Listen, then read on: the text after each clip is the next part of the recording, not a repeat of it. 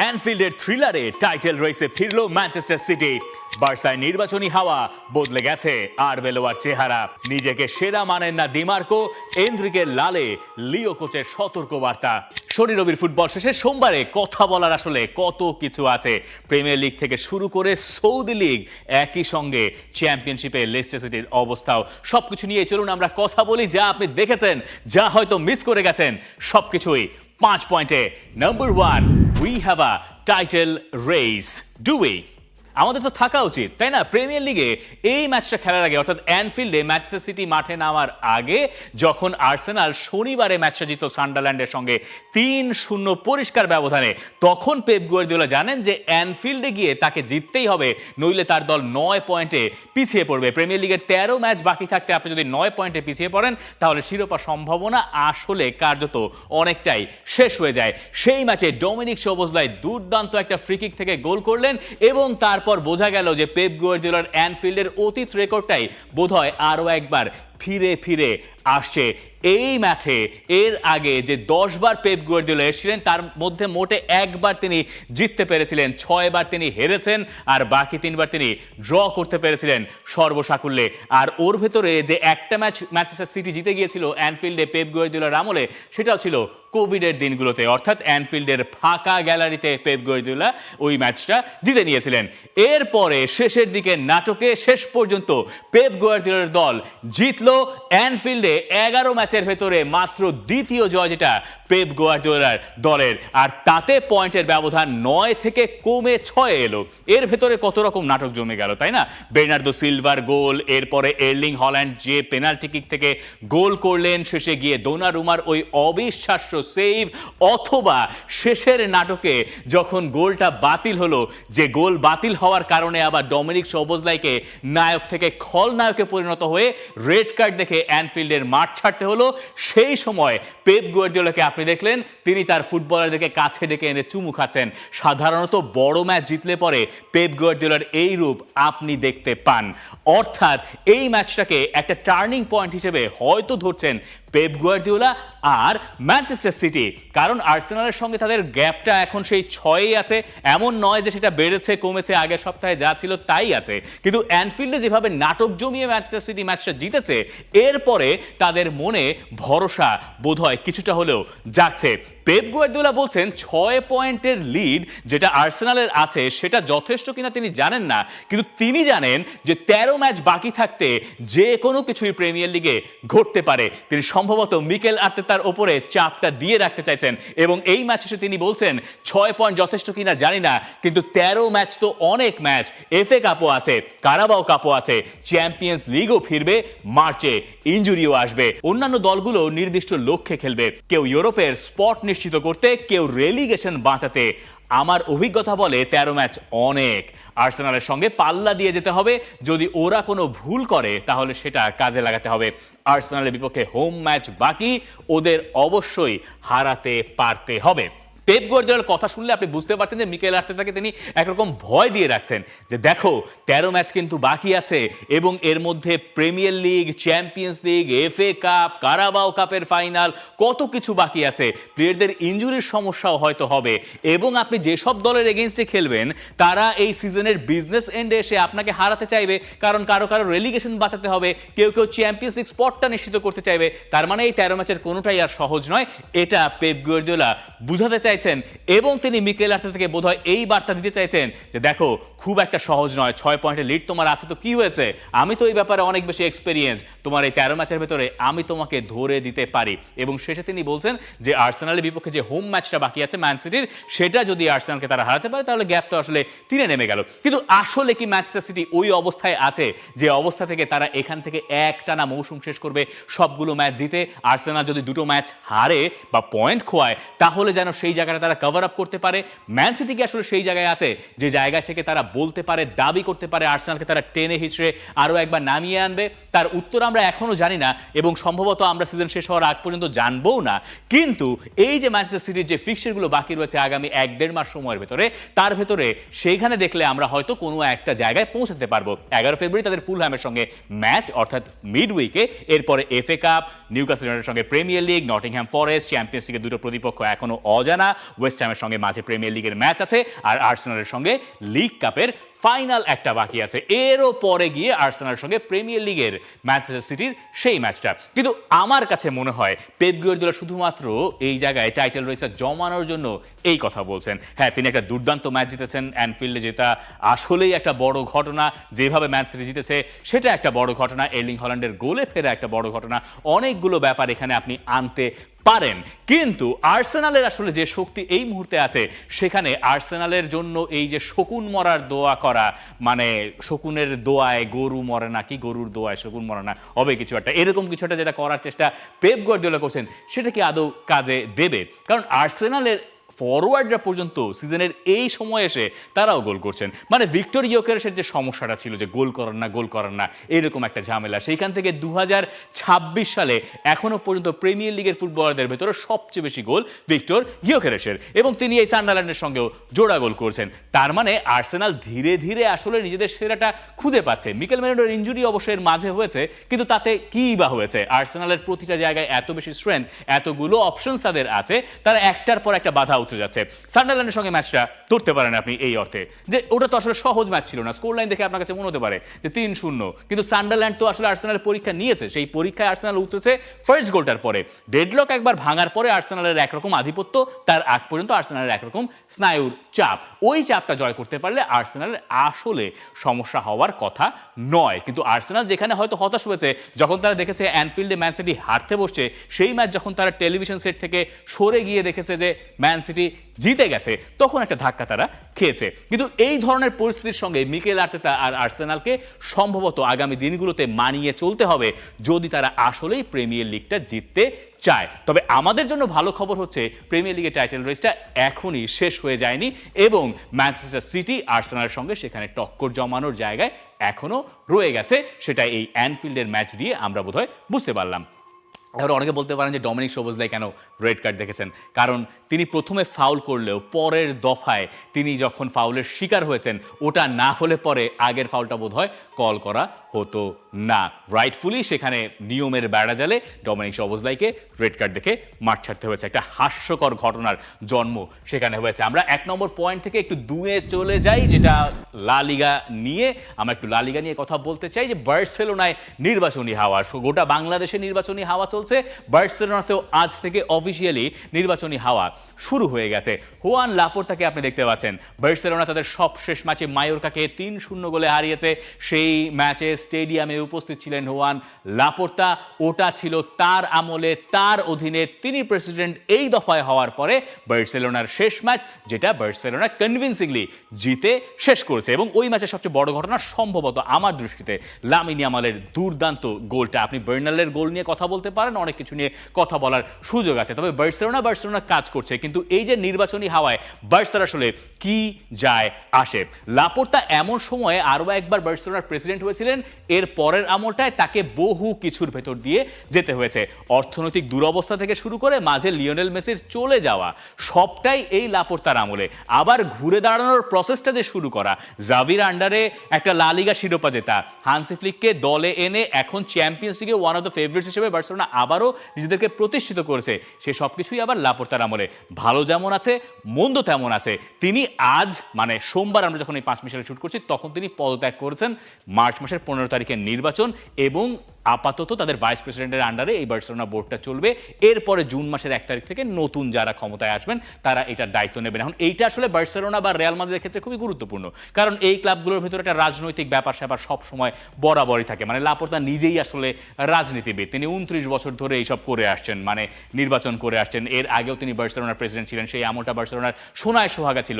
যে কাজটা তিনি এই আমলে এখনো পর্যন্ত পারেন নাই, সেটা হচ্ছে একটা চ্যাম্পিয়ন্স লিগ জেতাতে বার্সেলোনাকে। আর হান্সি ফ্লিককে ধরেই তো সেই স্বপ্নটা বার্সেলোনা দেখছে, যার কাছাকাছি তারা গতবারও চলে গিয়েছিল। এই হান্সি ফ্লিক আবার চাইছেন মনে প্রাণে বিভিন্ন রকম শোরগোল, যাতে আরো একবার লাপোর্তা সেখানে আসুক। কারণ লাপোর্তা হান্সি ফ্লিককে এনেছেন, আর হান্সি ফ্লিক পছন্দ করেন ডেকো এবং হুয়ান লাপোর্তাকে। তো বার্সেলোনা আগামী দিনগুলোতে কোন জায়গায় যাবে, কি করবে, সেটা একটা দেখার বিষয় হয়ে থাকবে। এবং লা লিগার পয়েন্ট টেবিলে বার্সেলোনা এখনো সবার উপরে আছে, এটা বার্সার জন্য সবচেয়ে স্বস্তির খবর। রিয়াল মাদ্রিদের তুলনায় তাদের ব্যবধান মোটে ওই 1 পয়েন্টের। বার্সার মতোই খেলছে, কিন্তু বার্সার আসলে কাজ আরেকটু বেশি। রিয়াল মাদ্রিদের তুলনায়, কারণ কোপা দেল রেতে রিয়াল মাদ্রিদ নাই, কিন্তু আছে বার্সেলোনা। রিয়াল মাদ্রিদের নগর প্রতিদ্বন্দ্বী আতলেতিকো মাদ্রিদের বিপক্ষে কোপা দেল রে সেমিফাইনালের ফার্স্ট লেগের ম্যাচটা এই সপ্তাহে বার্সেলোনার মেইন অ্যাসাইনমেন্ট, যেটা তাদেরকে খেলতে যেতে হবে মাদ্রিদের মাঠে। এই কাজটাই তারা যদি অ্যাডভান্স করে রাখতে পারে, যদি সেখান থেকে একটা ভালো ফল নিয়ে আসতে পারে, সেকেন্ড লেগ বাকি আছে। কিন্তু বার্সার আপাতত এই যে মায়োরকার সঙ্গে ম্যাচ, তখনও আড়ালে ছিল আসলে মূলত আতলেতিকোর সঙ্গে কোপা দেল রের ম্যাচটা। রিয়াল মাদ্রিদও জিতেছে। রিয়াল মাদ্রিদ ভালেন্সিয়ার বিপক্ষে 2-0 গোলে জিতেছে। রিয়াল মাদ্রিদের ফার্স্ট হাফের এক্সজি ছিল 0.30। রেলিগেশন ব্যাটেলে থাকা এক ভালেন্সিয়ার বিপক্ষে তাদের এই ধরনের খেলা, আমি জানি না রিয়াল মাদ্রিদ সমর্থকদের কতটুকু খুশি করতে পারছে, কিন্তু রিয়াল মাদ্রিদের গোটা খেলা দেখে সেখানে চান্স ক্রিয়েশন থেকে শুরু করে সবকিছু এত বেশি ঝিম ধরানো, এত বেশি প্রেডিক্টেবল, যেটা আসলে রিয়াল মাদ্রিদকে আগামী দিনে কতখানি সাহায্য করবে সেটা আমাদের এখনো পর্যন্ত অজানা। যদিও আলভারো আরবেলোয়ার একটা রেকর্ড হয়ে গেছে, তিনি টানা 4টা লা লিগার ম্যাচ জিতেছেন এবং রিয়াল মাদ্রিদ টানা 7টা লা লিগা ম্যাচ জিতেছে। যদিও রিয়াল মাদ্রিদের খেলার ভেতরে এই সব রেকর্ড ফেকর্ড টেনে না আনলে এর বাইরে বলার কিছু থাকছে না, কারণ রিয়াল মাদ্রিদ এত বেশি নিরামিষ ফুটবল খেলা শুরু করেছে গত 1-1.5-2 মাস সময় জুড়ে, যেটা পরিবর্তন করতে পারছে না খোদ আলভারো আরবেলোয়াও। এবং স্প্যানিশ গণমাধ্যমগুলো এখন আরবেলোয়ার চেহারা নিয়ে বিশ্লেষণ করছে। মানে 1 মাস আগে যখন রিয়ালের হট সিটে তিনি বসেছিলেন, তখন তার চেহারায় কি জৌলুস, আর এখন তার চেহারা কতখানি ভেঙে পড়েছে, এই নিয়ে এখন আলোচনা চলছে রিয়াল মাদ্রিদে। বোঝাই যাচ্ছে মাঠের খেলা নিয়ে অত বেশি বিনোদন যেহেতু পাওয়া যাচ্ছে না, মাঠের বাইরের ব্যাপারগুলো খুব বেশি সামনে আসছে। আরবেলোয়ার 4 ম্যাচ জয়ের রেকর্ডটা লা লিগায় অভিষেকের পর রিয়াল মাদ্রিদের কোচ হিসেবে, এমন রেকর্ড এর আগে আছে মোটে 5 জনের। তার ভেতরে আবার শাবি আলোনসো আছে। মানে শাবি আলোনসো এরকম একটা ভালো শুরু পেয়েছিলেন, কিন্তু তারপরে তিনি টিকতে পারেন নাই। তার আমলে আর একটু বেটার খেলেছিল তার দল। আরবেলোয়া এখনো সেটা খোঁজার চেষ্টা করছেন। এখন আরবেলোয়া এর ভেতরে নতুন এক সমস্যায় পড়েছেন দানি কারভাহালকে নিয়ে। নিজেও রাইট ব্যাক ছিলেন, আর কারভাহালও রাইট ব্যাক, রিয়াল মাদ্রিদের ক্যাপ্টেন। তিনি যখন ইনজুরিতে পড়লেন, তারপর তিনি ফিরেছেন, প্রায় মাসখানেক হয়ে গেছে। এর মধ্যে মোটে 2টো ম্যাচ তিনি নামিয়েছেন এই ক্যাপ্টেনকে, অর্থাৎ দানি কারভাহালকে, তাও আবার বদলি হিসেবে। একটা আলবাসেতের বিপক্ষে কোপা দেল রের ম্যাচে, আর একটা মোনাকোর সঙ্গে চ্যাম্পিয়ন্স লিগের ম্যাচে। এরপরে শেষ ম্যাচটাতে ভালেন্সিয়ার বিপক্ষে রেগুলার রাইট ব্যাক পজিশনে আপনি দেখেছেন আরবেলোয়া ব্যবহার করছেন হিমেনেজকে, তরুণ ফুটবলারকে। এরপরে ট্রেন্ট আলেকজান্ডার আর্নল্ডও নেমেছেন, কিন্তু দানি কারভাহালের নামার আর সুযোগ হয় নাই। এরপরে সোমবারে নানা খবর বেরিয়ে গেছে, কারভাহালের সঙ্গে কন্ট্রাক্ট রিনিউ হচ্ছে না, আরবেলোয়ার সঙ্গে কারভাহালের কথাই নাকি হচ্ছে না। আবার অনেকে দাবি করছেন কারভাহাল আসলে 60 মিনিটসের জন্য ফিট ছিলেন, তাই তাকে নামান নাই আরবেলোয়া। অনেক রকম আলোচনা আছে। আপাতত রিয়াল মাদ্রিদের যে টার্ময়েল, সেটা সেই জায়গাতেই আছে। কিলিয়ান এমবাপে একমাত্র এই জায়গায় ব্যতিক্রম, তিনি একের পর এক গোল করে যাচ্ছেন। এই ম্যাচ না খেলেও ভিনিসিয়াস জুনিয়র তিনি আছেন আলোচনায়। ম্যাচ শেষে তিনি কি রিয়্যাক্ট করেছেন ইনস্টাগ্রামে, যেটা আবার আলোচনার জন্ম দিয়েছে। রিয়াল মাদ্রিদ আছে রিয়াল মাদ্রিদের মতো, বার্সাও আছে বার্সার মতো, নির্বাচনী হাওয়া বইছে সেখানেও। এবার যাই আমরা পয়েন্ট নাম্বার 3-তে, মাস্টার্স অফ পাপেট। এই দুজন, একজন দেমার্কো আর একজন স্কট ম্যাকটমিনে। ইন্টার মিলান সেরিয়াতে সবার ওপরে, সাসুওলোকে তারা 5-0 গোলে হারিয়েছে। লাউতারো মার্তিনেজেরও এই ম্যাচে একটা রেকর্ড হয়েছে, তিনি 1 গোল করেছেন। কিন্তু এই ম্যাচের মূল নায়ক আসলে ইন্টার মিলানের লেফট ব্যাক ফেদেরিকো দি মার্কো। তিনি 3টা অ্যাসিস্ট করেছেন এবং এরই মধ্যে এই সিজনে তার 9 অ্যাসিস্ট হয়ে গেছে, যেটা এই যে কাউন্ট শুরু করার পর থেকে 24 ম্যাচের হিসাবে, সেরিয়াতে এখন পর্যন্ত 24 ম্যাচ হয়েছে, তার ভেতরে সর্বোচ্চ। এখন ফেদেরিকো দি মার্কোকে বিশ্বের সেরা ফুলব্যাক হিসেবে দাবি করছেন লাউতারো মার্তিনেজ, ইন্টার মিলানের ক্যাপ্টেন। কিন্তু তার সঙ্গে আবার দি মার্কো নিজে একমত নন। তিনি বলছেন যে লোকজন বলে বা বলছে আমি নাকি সেরা ফুলব্যাক। আসলে যখন ভালো করবেন তখন সবাই মাথায় তুলে নাচবে, আর মন্দ সময় গেলে তখন একেবারে ছুড়ে ফেলে। এসব নিয়ে ভেবে অপচয় করার মতো সময় আমার কাছে নাই। দি মার্কোর সেই সময় থাকুক না থাকুক, আমাদের তো সেই সময় আছে, তাই না? মানে একটা ইতালিয়ান ক্লাব, তার মূল নিউক্লিয়াস যখন একজন উইং ব্যাক হন, আমরা ফুল ব্যাক বাদ দিলাম যেহেতু 3-ম্যান ব্যাকলাইন ইন্টার মিলান ব্যবহার করে প্রায় সময়, বেশিরভাগ সময়, এবং দি মার্কো মূলত অ্যাটাকিং মাইন্ডসেটের, আর তাকে উইং ব্যাক বলাটা আমার কাছে মনে হয় আরও বেশি যথার্থ। একজন উইং ব্যাকের কাছ থেকে আপনি যখন এই ধরনের সার্ভিস পাবেন ম্যাচের পর ম্যাচ, তখন সেইটা আসলে একটা দারুণ গল্প তৈরি করে। ইতালি উইং ব্যাকের ভেতরে একটা আলাদা সমন্বয় বোধহয় সব সময় থাকে। আপনি মানেন আর নাই মানেন, এই মুহূর্তে সেরা লেফট ফুটটা সম্ভবত দি মার্কোর, এবং সম্ভবত এই মুহূর্তে ইউরোপের best performing full back, wing back, what ever it is, সেটা সম্ভবত ফেদেরিকো দি মার্কো। তিনি এক ম্যাচে যখন 3টা অ্যাসিস্ট করেন তখন আপনাকে সেটা স্বীকার করতে বাধ্য হতে হয়।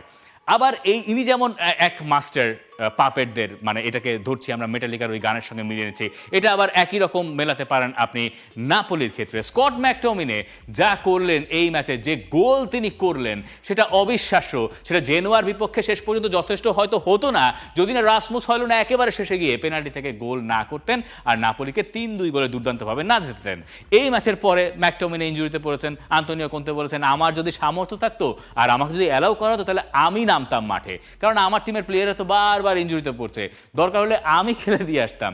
এরপরে আমরা বুঝেছি যে আন্তোনিও কোন্তের ভেতরে একটু সেন্স অফ হিউমার নামক ব্যাপারটা আসলে আছে। এমনিতে তো তিনি কাঠখোট্টা লোক, কিন্তু তারপরও তিনি এই রকম পরিস্থিতিতে মজা করে যাচ্ছেন। নাপোলি এখনো পয়েন্ট টেবিলের 3-এ যে আছে তার পেছনে ম্যাকটোমিনের একটা বড় ধরনের অবদান আছে। আগের সিজনের এমভিপি ছিলেন তিনি সেরি আর ইন্টার মিলানের ক্ষেত্রে লাউতারো মার্টিনেজ অবশ্যই তাদের বেস্ট পারফর্মারদের ভেতরেই থাকবেন, কিন্তু ফেদেরিকো দি মার্কো বোধহয় ওই জায়গায় একটা বাড়তি জায়গা পাবেন, মানে লাউতারো এবং দি মার্কো শেয়ার করতে পারেন তাদের ওই জায়গাটা। তবে ইউভেন্টাস তারা আসলে একটা সুযোগ হাতছাড়া করেছে 2-2 গোলে লাৎসিওর সঙ্গে ড্র করে। আসলে কি তাই, নাকি তারা হারতে বসা ম্যাচে শেষ পর্যন্ত ড্র করেছে? আসলে তারা হারতে বসা ম্যাচে 2-0 গোলে পিছিয়ে থাকা ম্যাচে 2-2 গোলে ড্র করেছে, যেটা না করলে পরে তারা হয়তো আরো ওপরের দিকে থাকতে পারতো। রোমা এখন কালিয়ারের সঙ্গে জিতে গেলে পয়েন্টে সমান হয়ে যাবে ইউভেন্টাসের তুলনায়, অর্থাৎ এই সেরি আর টপ 4-এর যে পজিশনটা এইটা সামনের দিনে প্রচণ্ডভাবে জমতে যাচ্ছে, এটা আমরা স্পষ্টভাবে বলতে পারি।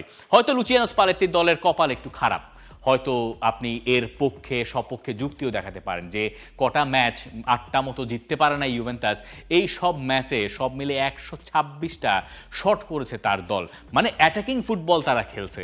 এইটা হচ্ছে ইউভেন্টাসের জন্য সবচেয়ে পজিটিভ দিক। অথবা ওয়েস্টার্ন ম্যাকেনি যিনি নতুন করে ফর্মে ফিরেছেন এই লুচিয়ানো স্পালেত্তির আন্ডারে, সেটা একটা পজিটিভ দিক। কিন্তু এই ছবি আসলে ব্যাখ্যা করব আমরা কিভাবে? ব্রডকাস্টারদের ইন্টারভিউ হচ্ছে লাৎসিওর সঙ্গে ম্যাচ শেষে, এবং এই ম্যাচে লুচিয়ানো স্পালেত্তির মতে তার দলের একটা পেনাল্টি পাওয়া উচিত ছিল। এখন তিনি ডিফারেন্সিয়েট করছেন ম্যাচ শেষে ইন্টারভিউতে। আমরা প্রথমে এই ছবিটা দেখি, তিনি কথা বলছেন, তাকে জিজ্ঞাসা করা হচ্ছে, তিনি বলছেন আমার একটা পেনাল্টি আমার প্রাপ্য ছিল। তখন তিনি বলছেন যে কোনটা ইম্প্যাক্ট আর কোনটা কন্ট্যাক্ট, এইটার পার্থক্য আসলে রেফারিদের বুঝতে পারা উচিত, যে কোনটা আসলে ইম্প্যাক্ট আছে আর কোনটা হচ্ছে কন্ট্যাক্ট। এখন সেটা বলতে গিয়ে, তার ব্যাখ্যা করতে গিয়ে ভিএআর এর সূত্র ধরে তিনি আবার ওই রিপোর্টারের কাছে অনুমতি সাপেক্ষেই প্রথমে তার আর্মে টাচ করলেন যে কোনটা হচ্ছে কন্ট্যাক্ট, আর ইম্প্যাক্ট করার জন্য তিনি বললেন যে তোমার গালে চুমু খাবো কিনা, যদিও তিনি খান নাই, পাশ দিয়ে সরে এসছেন। কিন্তু এই অদ্ভুত কাণ্ড ঘটিয়েছেন ইউভেন্টাস কোচ লুচিয়ানো স্পালেত্তি। ম্যাচের সময়ে অনেক কিছু চলে, স্পালেত্তি ওর ভেতরেও ঘটনা ঘটিয়েছেন। এখন যেটা ঘটিয়েছেন এটা তার জন্যও আসলে নতুন। স্পালেত্তি ইউভেন্টাস ম্যাচ শেষে যা করেছেন রিপোর্টারের সঙ্গে, দিন শেষে অনেকে এটা নিয়েও কথা বলছেন। যাই হোক, সেরিয়ার এই অংশ আমরা শেষ করছি। অনেকের ইকার ক্যাসিয়াসের 2010 সালের ঘটনাটা মনে পড়ে যেতে পারে, এই দুজনের মধ্যে সেই সম্পর্ক নাই, এটুকু মোটামুটি আমরা নিশ্চিত এখনো পর্যন্ত। পরের পয়েন্টে যাচ্ছি। পরের পয়েন্ট হচ্ছে এনরিকে লাল আর লুইজের হ্যাটট্রিক। ডেভিড লুইজ হ্যাটট্রিক করেছেন বায়ার্নের জার্সিতে। জামাল মুজিয়ালা নাই, কি হবে বায়ার্ন মিউনিখের? দুশ্চিন্তায় পড়ে গিয়েছিলেন যারা। এখন জামাল মুজিয়ালা বোধহয় দুশ্চিন্তায় পড়ে যেতে পারেন যখন তিনি পুরোপুরি ফিট হয়ে ফিরবেন। তিনি অবশ্য ফিরেছেন ইনজুরি থেকে, তখন তার জায়গাটা আসলে এই দলে থাকবে কিনা। কারণ ডেভিড লুইজ অথবা মিকেল অলিজে যেভাবে একের পর এক ম্যাচে ইম্প্যাক্ট রেখে যাচ্ছেন, এইটা তার জন্য আসলে সামনের দিনগুলোতে একটা কম্পিটিশন তৈরি করছে, যেটা হেলদি দিন শেষে অবশ্যই। এবং জায়গা আসলে মুজিয়ালার থাকবেই, হ্যারিকেনের ঠিক পেছনে খেললেই হয় নাম্বার 10 রোলটাতে। হ্যারিকেন সবার উপরে গোলের দিক থেকে, কিন্তু লুইস দিয়াজ সেখানে ঢুকে গেছেন। তার গোল আছে 13টা, অ্যাসিস্ট আছে 9টা, 20 ম্যাচ খেলছেন তিনি, সব মিলে তার 21টা গোলে অবদান, যেটা হ্যারি কেইনকে পর্যন্ত মুগ্ধ করছে। আর এই যে চ্যাম্পিয়ন্স লিগে বায়ার্ন মিউনিখ যদি ভালো করতে চায়, শুধুমাত্র হ্যারি কেইন দিয়ে তো হবে না, তাদের প্রয়োজন রিবেরি আর রোবেন, ওলিসে আর দিয়াজ। হু নোজ, হতেও পারে, আমরা এখনো জানি না, কিন্তু সামনের দিনগুলো হয়তো সেটা আমরা দেখতে পারি। হফেনহাইমের বিপক্ষে জিততে আসলে বায়ার্ন মিউনিখের কোনো রকম কোনো কষ্ট হয় নাই, আর বরুসিয়া ডর্টমুন্ড আরও একবার কষ্ট করে জিতেছে ঠিকই, কিন্তু 6 পয়েন্টের গ্যাপটা বুন্দেসলিগায় এখনো আছে। পিএসজি অলিম্পিক মার্শেইকে হারিয়ে দিয়েছে, সেই গল্পে আসছি। কিন্তু লিগ আর এই সপ্তাহের অন্যতম বড় ঘটনা নতের সঙ্গে অলিম্পিক লিওর ম্যাচটায়, যেখানে এন্দ্রিক সেকেন্ড ইয়েলো কার্ড দেখেছেন, অর্থাৎ রেড কার্ড দেখে তাকে মাঠ ছাড়তে হয়েছে। তার আগের ঘটনাটা হচ্ছে এই ছবিটা, যেখানে দেখা যাচ্ছে যে এন্দ্রিককে ফাউল করা হচ্ছে বা তাকে চ্যালেঞ্জ জানানো হচ্ছে, এনরিক গিয়ে ছিটকে পড়েছেন, ওই প্রসেসে তিনি একটা ফাউল করেছেন, এরপরে রেফারি তাকে কার্ড দেখিয়েছেন। এটা নিয়ে পাউলো ফনসেকা অলিম্পিক লিওর কোচের যথেষ্ট কমপ্লেনটা হচ্ছে এরকম যে এনরিকের লাল কার্ডটা বেশি কঠিন সিদ্ধান্ত ছিল। এনরিকের অ্যাকশনের আগেই সে ফাউলের শিকার হয়েছে, সবাই আজকাল এনরিকে টার্গেট করে খেলছে, ওরা ভয় ভীতি দেখাচ্ছে। রেফারিদের উচিত এই মানের মেধাবী ফুটবলারদের সুরক্ষা দেওয়া। মজার ব্যাপার হচ্ছে ফনসেকা যা বলেছেন, একই সঙ্গে ফ্রেঞ্চ গণমাধ্যমগুলো এই কদিন এই একই সুর তুলেছে যে এনরিকের মতো মেধাবী ফুটবলার যদি লিগ আতে আসেই, সেটা ধারে হোক আর যাতেই হোক, তাহলে তাদেরকে প্রোটেকশন দিতে হবে, নইলে এই সব প্লেয়ার যদি এইভাবে কোনোভাবে ইনজুর্ড হয়ে যান অথবা এইরকম সিদ্ধান্ত তাদের সঙ্গে আসে, সেটা লিগ আর জন্য, তাদের ইমেজের জন্য খুব একটা ভালো নয়। তার মানে এনরিককে মোটামুটি মাথায় তুলেই রাখছে লিগ।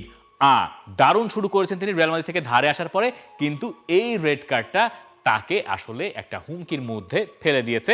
আর তার কোচ বলছেন যে সব টিম নাকি এখন এনরিককে টার্গেট করে খেলছে, যেটা মেসির ব্যাপারে হচ্ছে, যেটা রোনালদোর ব্যাপারে হচ্ছে, এবং পরে গিয়ে এসব নিয়ে অনেক ঘটনা লা লিগায় বরাবরই ঘটতো। অলিম্পিক লিওর জন্য অবশ্য সুখবর হচ্ছে মার্সেই যেহেতু হেরে গেছে পিএসজির কাছে, বড় ব্যবধানে তারা নাকানি চুবানি খেয়েছে, তাই এই অলিম্পিক লিও পয়েন্ট টেবিলের 3-এ উঠে গেছে। তারা চ্যাম্পিয়ন্স লিগে ফেরার স্বপ্নটা এবার আসলেই দেখছে, তবে তাদের সম্ভবত এনরিককে খুব বেশি দরকার হবে। Point number 5, the good, the bad, the আগলি দিয়ে আমরা শেষ করতে চাই। দ্য গুড হচ্ছে ম্যানচেস্টার ইউনাইটেড আরও একবার টানা দ্বিতীয় সপ্তাহে ম্যানচেস্টার ইউনাইটেড দ্য গুডে পড়ে গেছে। তারা এবারও হারিয়েছে টটেনহ্যাম হটস্পারকে এবং তাদের পঞ্চম ম্যাচটা ওয়েস্ট হ্যাম ইউনাইটেডের সঙ্গে। সময় দিন তারিখ লিখে রাখতে পারেন, বুধবার অর্থাৎ মঙ্গলবার গড়িয়ে যে বুধবার বাংলাদেশে, সেই দিন রাতের বেলায় ওয়েস্ট হ্যামের সঙ্গে খেলা, 4টা ম্যাচ জেতা হয়েছে। এই ম্যাচটা জিতলে ওই ভদ্রলোক ম্যানচেস্টার ইউনাইটেডের ফ্যান, তিনি চুল কাটার সুযোগ পাবেন। ইউনাইটেডের জয় ছাপিয়ে সম্ভবত বড় ঘটনা সেটা হয়ে গেছে মাইকেল ক্যারিকের আন্ডারে। এই ম্যাচে যদি ওয়েস্ট হ্যামের সঙ্গে ইউনাইটেড জিততে না পারে, একবার ভাবুন তো ওই সমর্থকের অবস্থাটা কি দাঁড়াবে। হয়তো ইউনাইটেডের জন্য অত বেশি হুমকির কিছু হবে না, লিভারপুল হেরে গেছে, টপ 4-এর জন্য তাদের সেটা সুবিধা, সেখানে ওয়েস্ট হ্যামের সঙ্গে জিততে না পারলে বড় সড়ো এক সমস্যা ম্যানচেস্টার ইউনাইটেডের জন্য, ইউনাইটেডের ওই সমর্থকের জন্য। কোল পালমারও হয়তো ঘুরে থাকবেন, কারণ তিনি হ্যাট্রিক করছেন তার ক্যারিয়ারে, চেলসির হয়ে 3য় হ্যাট্রিক। তাকে রেখে এবার একটু আমরা দ্য ব্যাডে যাই। দ্য ব্যাড বলবো না, দ্য আগলি বলবো, সেটা একটা আলোচনার বিষয় বটে। ইউনাইটেডের জন্য ওই ম্যাচটা যে কারণে সহজ হয়ে গেল, তার কারণ 29 মিনিটে ক্রিশ্চিয়ান রোমেরো যে রেড কার্ড দেখে মাঠ ছাড়লেন। 152 ম্যাচ, তার ভেতরে 41 ইয়েলো কার্ড, 6টা তিনি রেড কার্ড দেখেছেন। আপনি এটা ভেঙে দেখতে পারেন যে 25 ম্যাচে, প্রতি 25 ম্যাচে একটা করে রেড কার্ড দেখছেন ক্রিশ্চিয়ান রোমেরো। এর সঙ্গে আপনি সেরহিও রামোসের হয়তো মিল খুঁজে পেতে পারেন, মানে রামোস যেমন ঘন ঘন রেড কার্ড দেখতেন, রোমেরো সম্ভবত তাকেও ছাড়িয়ে যাচ্ছেন। কিন্তু মুশকিল হয়েছে টটেনহ্যাম হটস্পার ক্যাপ্টেন আলোচনায় ছিলেন এই ম্যাচের আগে থেকেই, কারণ সপ্তাহখানেক আগে ট্রান্সফার ডেডলাইন ডেতে তিনি একটা ইনস্টাগ্রামে পোস্ট করেছিলেন, যেখানে তিনি লিখেছিলেন এমন একটা কথা যেটা আসলে মালিক পক্ষের বিপক্ষে যায়। তিনি বলছিলেন যে তিনি ম্যান সিটির সঙ্গে ম্যাচটায় খেলেছিলেন আনফিট থাকা অবস্থায়, তার দলে 11 জন ফুটবলার ইনজুর্ড। এই অবস্থায় ট্রান্সফার যে জানুয়ারি মাসটা গেছে, সেখানে টটেনহ্যামের হাত গুটিয়ে বসে থাকাটা তার খুব একটা পছন্দ হয় নাই, এবং ক্রিশ্চিয়ান রোমেরও এই ব্যাপারে নীরব থাকেন নাই। এই নিয়ে আলোচনার কারণে টটেনহ্যামে তিনি প্রবলভাবে সমালোচিত হয়েছেন। তাদের কোচ থমাস ফ্র্যাঙ্ক ম্যাচের আগের দিন এও বলেছেন যে ভেতরে ভেতরে এর সুরাহাও হয়েছে। থমাস ফ্র্যাঙ্ক বলেছেন ক্রিশ্চিয়ান রোমেরোর ভেতরে ভেতরে শাস্তিও হয়ে গেছে। কিন্তু সেই পরের দিন ম্যাচ খেলতে নেমে ক্রিশ্চিয়ান রোমেরো যখন 29 মিনিটের রেড কার্ড দেখলেন, এরপরে ইংল্যান্ডের বেশিরভাগ লোকের মত হচ্ছে রোমেরোকে টটনহ্যাম হটস্পারের ক্যাপ্টেনও আর রাখা যাবে না, তিনি টটনহ্যাম হটস্পারে আর খেলতেও পারবেন না।